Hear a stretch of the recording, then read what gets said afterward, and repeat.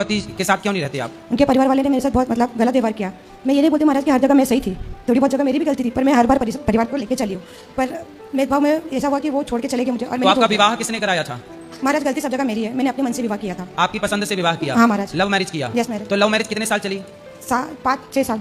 6 साल बाद 6 साल में 2 बच्चे हो गए आपके? हाँ महाराज। तो फिर 2 बच्चे होने के बाद लव मैरिज का क्या हुआ? कहाँ गए पति? क्या हो गया पति को?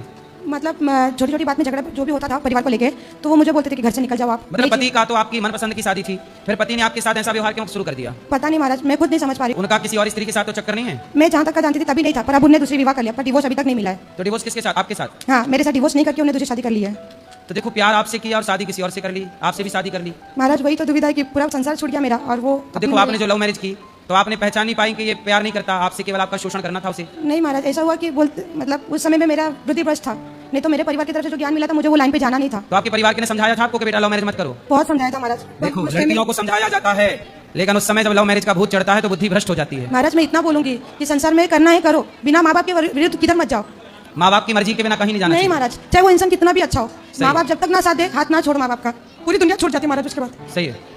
देखो, ये बहन लव मैरिज करके 5 साल में इनके 2 बच्चे हो गए, और वो आदमी जिनसे इनको लव था वो किसी और से लव करने लग गया, उसे किसी और से प्यार हो गया, उसने दूसरी शादी कर ली, इनको छोड़ दिया। इसलिए लव मैरिज में ना पड़ो, माँ बाप की राजी मर्जी से विवाह करना चाहिए। जब परिवार की राजी मर्जी से करते हैं तो रिश्तों को चलाने और निभाने का एक दबाव रहता है दोनों परिवारों के ऊपर। इसलिए इस परंपरा को बनाए रखिए। एक गलत डिसीजन सारी जिंदगी बर्बाद कर देता है, एक गलत निर्णय। तो अब आप दूसरा विवाह करना नहीं चाहती कि दूसरा? नहीं महाराज, नहीं करना। आप संसार से मन उठ गया है। क्यों?